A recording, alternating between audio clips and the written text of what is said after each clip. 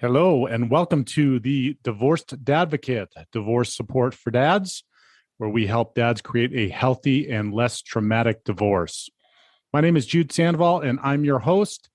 I created this podcast in the Divorced Advocate community as a result of my own high conflict divorce, and because you as a dad deserve all the resources necessary to thrive through this challenging time.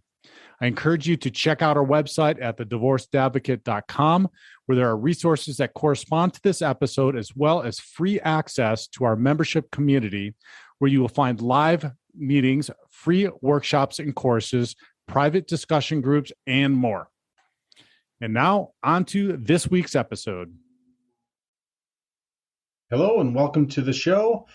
Today, we are going to be talking about navigating financial strain during and after divorce, a very important topic. But before we jump in, let me welcome our new members to the Divorced Advocate community.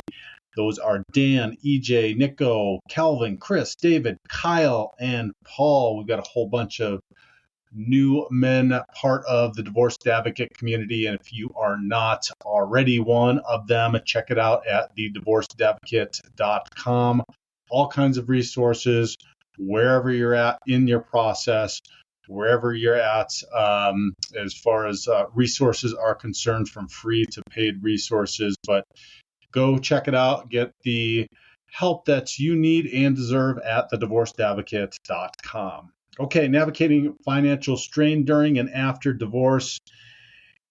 You know, it's often described as one of life's most stressful events, and for good reason. And if you're going through it, you know what I'm talking about. While the emotional upheaval is significant, the financial strain that comes with separating lives and assets can be just as overwhelming, sometimes even more so. I know it was for me. The process forces individuals to confront a host of financial challenges that can impact both their immediate stability and long-term security.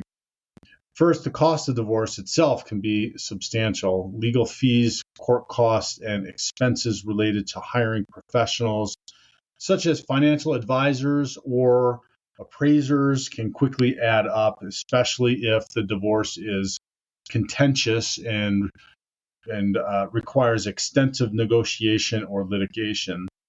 These upfront costs often need to be paid out of personal resources and not joint funds, which will put an immediate pressure on your cash flow. Once the process of divorce is underway, dividing these assets and debts becomes a major hurdle. Untangling years of decades of shared finances is rarely straightforward. Disputes frequently arise over what constitutes marital property and how it should be split, particularly in states with complex property division laws. This can leave both parties with fewer assets that they had anticipated, and in some cases, one spouse may be left responsible for a disproportionate share of marital debts. And this is oftentimes, unfortunately, the case with us guys. For many, the transition to supporting two separate households is a shock. Now, that seems to be the thing that happens with the women most of the time, is the unrealistic expectation. Expenses that were once shared, housing, utilities, insurance, and even living costs, must now be managed independently, and often, if not always, on a reduced income. It's just a simple math equation, right? This can mean a significant drop in standard of living and financial flexibility, forcing individuals to make difficult choices about housing, about transportation, and even about their children's needs or wants. Child support and spousal support add another layer of complexity. These payments are not optional and can significantly reduce the amount of money available to the paying spouse each month, sometimes making it difficult to make ends meet. For the recipient, there is often anxiety about whether payments will be made consistently and what happens if they stop. Long-term financial planning is also disrupted. Divorce can derail retirement plans, reduce savings, and complicate tax situations.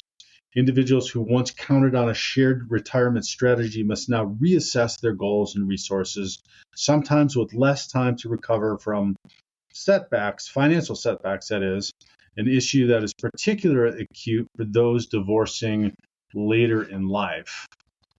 And then finally, the financial uncertainty and the need to quickly master new budgeting, investment, and planning skills can be daunting, especially for those who were less involved in managing household finances during the marriage. The risk of overlooking important details such as updating beneficiaries, closing joint accounts, or understanding tax implications can have lasting consequences. In sum, divorce is not just the end of a relationship, it is a financial reset that requires careful planning, adaptability, and often professional guidance, usually always professional guidance. By understanding the challenges and proactively addressing them, individuals can begin to regain stability and peace of mind as they move forward. So let's talk about understanding the financial impacts now that I've mostly scared you to death about the financial impact. Divorce fundamentally alters your financial landscape in ways that are both immediate and long-lasting. The transition from a dual income household to a single income often means a significant reduction in available resources, which can dramatically impact your standard of living. Again, this is a simple math equation. One household into two means there's more bills, same amount of money coming in. Many couples, while married, structure their expenses such as mortgage payments, car loans, and childcare based on the combined earning power of two incomes. When divorce occurs, these fixed expenses rarely decrease proportionately, but the income supporting them is suddenly halved or even less, creating a financial squeeze that can be difficult to manage. Running two separate households compounds the challenge. Each person now faces their own rent or mortgage, their own utilities, their own insurance, and their own daily living expenses. These duplicated costs stretch budgets thin, often forcing both parties to make tough decisions about downsizing, relocating, or cutting back on discretionary spending. For many, the reality is a noticeable drop in their standard of living, as the resources that once supported a single shared home must now be divided to support two. Again, simple math. Legal fees add another layer of financial strain. The average cost of a traditional divorce in 2025 is about $12,780. But this, as you may know, can substantially rise to $20,000 when children are involved, or even higher if the divorce is contested or drags on due to disputes over assets or custody. These costs include attorney's fees, court filings, mediation, and sometimes expert consultations, all of which must be paid upfront or during the process, further draining savings and cash flow. Beyond these initial legal expenses, ongoing obligations such as child support and spousal support can place a long-term burden on one or both parties. These payments are court mandated and must be factored into your monthly budget, sometimes leaving little room for savings or unexpected expenses. Financial impact of divorce is not limited to the moment of separation. This is important. It often reverberates for years, affecting everything from retirement planning to the ability to invest in children's education or personal goals. And this is one thing I tell guys all the time who come to me and say, hey, I just want to get this done, is if you're putting yourself in a bad financial system, it is going to impact you in the long run and for the long term, and it's going to make things more challenging. So paying attention to this now is really, really important. So in summary, divorce is not just an emotional upheaval. Getting it done is not a good plan, but it's a profound financial reset. Your entire life is going to be reset financially, basically, is what it comes down to. So understanding the full scope of these changes and planning proactively, ideally with professional advice, like I said, can help individuals navigate this challenging transition and eventually regain financial stability so you can get it done. So let's talk about some of the key financial challenges after divorce, like I said, and then let's talk about strategies for managing the financial strain during and after your divorce, and we'll end up talking about some of the emotional and family considerations of the finances in the divorce as well. So some key financial challenges after the divorce or during the divorce too is the first one is the division of assets and debts. Dividing marital property is one of the most complex and contentious aspects of divorce. All assets acquired during the marriage, including bank accounts, savings accounts, retirement funds, real estate, and even debts, must be split according to your state's laws. In community property states, such as California, Texas, and Arizona, assets and debts are typically divided 50-50, regardless of who earned or acquired them. In equitable distribution states, courts aim for a fair, though not necessarily equal, division, which can depend on factors like spouse's financial situation and contributions to the marriage. So disagreements about what's fair, attempts to hide assets, or confusion over what counts as marital versus separate property can further complicate the process. And it's crucial to understand your state's rules and to fully disclose all assets and debts to avoid legal penalties. This is where your attorney comes in and is very important in guiding you through that process. But again, like I always say, know your state statutes up front before so that you can talk intelligently with your attorney. Another key financial challenge is budgeting for a new reality. Like I said, this is going to be a financial reset for you. Post-divorce, your income is likely to decrease, sometimes significantly, while your expenses will increase as you transition to supporting a single household. Developing a realistic, detailed budget is essential. This means listing all sources of income, fixed and variable expenses, and new obligations such as child or spousal support. Prioritize essential needs like housing, food, transportation, childcare before discretionary spending, and be prepared to make lifestyle adjustments. I'm going to say that again. Be prepared to make lifestyle adjustments. It's going to happen. Those could be downsizing your home or cutting non-essential costs. Setting up a reserve account for periodic expenses like insurance or school supplies can help you avoid financial surprises.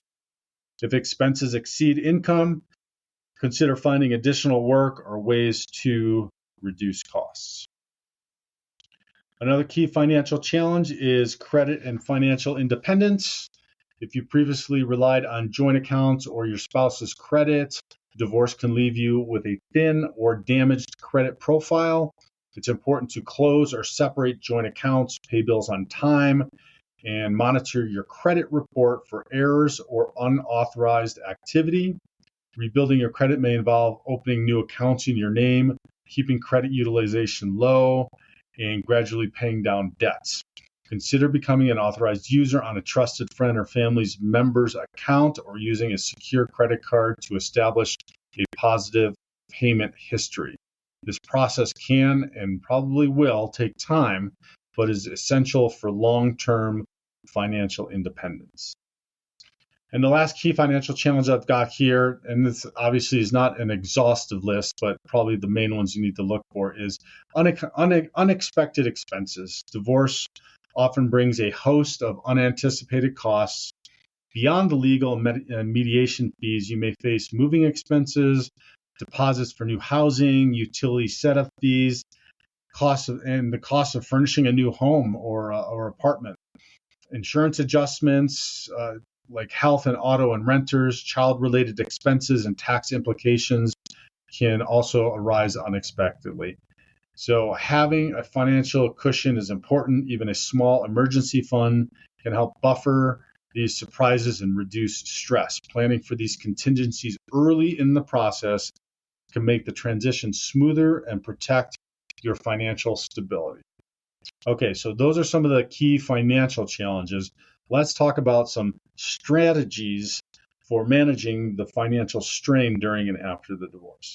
And the first one I highly recommend, that's why it's number one on my list, is create a detailed budget. That is the number one strategy that you can implement. Start by listing all sources of income and every expense you have, including those paid quarterly or annually, such as insurance premiums or property taxes.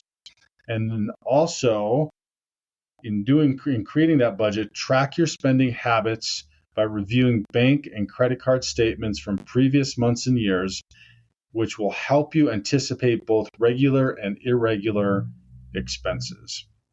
And then use this comprehensive budget to identify areas where you can cut back and prioritize essentials like housing, food, transportation, and childcare.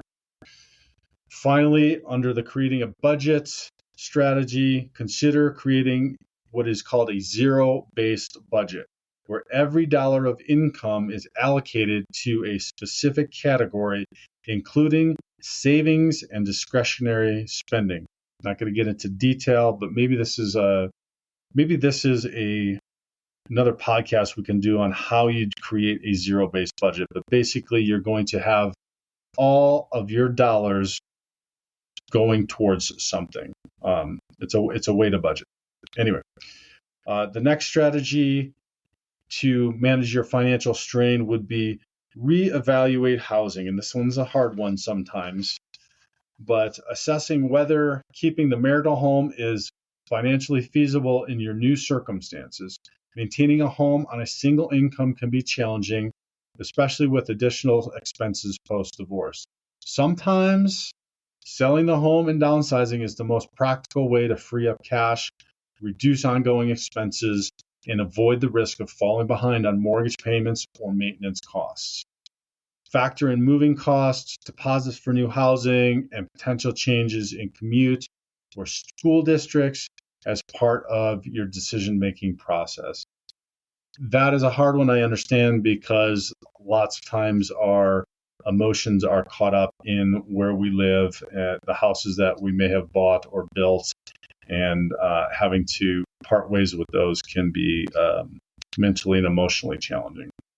But it's something that you need to consider in order to mitigate the financial strain during or after the divorce. The next strategy is build a safety net. Begin by auditing your finances to determine what you have, what you owe, and where you can cut back. Set up a separate savings account and automate transfers, even if they're small, to consistently build your emergency fund. You can start by having micro goals, saving a couple of $100s at a time, and then gradually work towards a larger cushion. Ideally, you want to get to where you have 3 to 6 months worth of living expenses put away in case of emergency. And then understand that financial circumstances may change during and after divorce, so be flexible and adjust your savings goals as needed. The next strategy is seek professional guidance. This is really important. This is part of building your divorce team, and a certified divorce financial analyst or a financial advisor can help you make informed decisions about asset division, tax implications, and long-term planning. Also, a mortgage broker that is versed in how to get financed during and after divorce is an important person to have too, because there are some very specific tricks of how you in some very intricate ways in which you can and need to do things in order to get finance. So find a certified mortgage broker as well as a certified divorce financial analyst. And these professionals can assist with creating a detailed inventory of assets, understanding the true value of the marital property, and developing a realistic post-divorce budget and plan for your housing as well. They'll work alongside your attorney to ensure you get a fair settlement and help you avoid costly mistakes that could impact your financial future. That goes with finding new housing as well, and that's why when you're looking for loans, if you don't have somebody that can help you with that, that knows and understands the intricacies of divorce and how to get financing for a potential purchase, then it may cost you like tens and hundreds of thousands of dollars. So find professional guidance. And finally, the last strategy is update financial documents and your finances in general. Open new individual checking and savings accounts in your name and close or separate joint accounts to establish your own financial presence.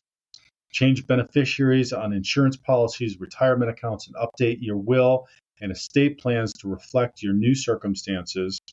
Review and revise any power of attorney or healthcare proxy documents as needed. And then, if necessary, and this often happens, explore additional income. If your expenses are exceeding your income, look for ways to supplement your earnings, such as side gigs, remote work, or freelance opportunities.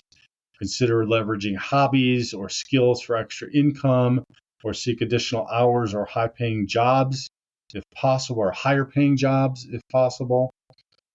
And then any extra income can be directed toward building your emergency fund or paying down debts, doing whatever you can to help stabilize your finances more quickly. All right, so we've talked about all of that, some of the key things, the key challenges to be aware of. Talked about some of the strategies. Now let's talk about the emotional and family considerations around all of this. And I just want to address some of this because finances have a huge impact on your mental emotional state. So financial strain doesn't just affect you.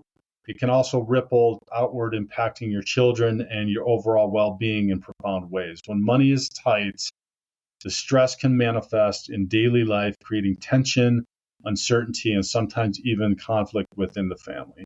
And it has effects on children. Children are sensitive to changes in their environment, and they often pick up on parental stress, even if it's not directly discussed. Financial strain can lead to changes in routines, such as moving to a new home, switching schools, or cutting back on extracurricular activities and vacations. These disruptions can make children feel insecure or anxious about the future. And in some cases, children may even blame themselves for the family's financial challenges or feel guilty about asking for things they need or want. Also, there's an impact on your well-being. For parents, ongoing financial stress can take a toll on our mental and physical health. Worrying about bills, worrying about debt, or worrying about providing your family can lead to chronic anxiety, depression, insomnia, and even physical symptoms like headaches or high blood pressure. The emotional burden may also make it harder to be present and patient with your children, potentially straining your relationship with them at a time when they need stability and reassurance. I know that one was really a big one for me when there were financial challenges going on and finances were difficult. It was always on my mind, and it made it really difficult and hard for me to be present. It made it very difficult and hard for me to be patient because it was something that was always looming in my mind. So just be cognizant of that. Also, increased conflict. Money problems are a common source of conflict between co-parents, especially when it comes to child support, shared expenses, or differing priorities for spending. These disputes can escalate quickly, making effective co-parenting more difficult and exposing children to parental conflict, which research shows can be damaging to their emotional development. Another consideration is seeking support. It's important to remember that you don't have to face these challenges alone. Seeking support, just like seeking support from somebody that's a financial expert, is important. Seeking support from counselors, therapists, or financial mediators can provide valuable tools for managing that stress. It can provide valuable tools for improving communication, also finding practical solutions to financial disagreements. Professional guidance can also help you and your children process the changes in your lives and build resilience for the future. It's just going to be another thing that you can learn how to communicate more effectively about. Another consideration is, when you hear me talk about it all the time on most every podcast, is taking care of yourself. Prioritizing self-care through exercise, healthy eating, adequate sleep, and maintaining social connections can help buffer the effect of financial stress. When you take care of your own well-being, you're better equipped to support your children and navigate the challenges of post-divorce life.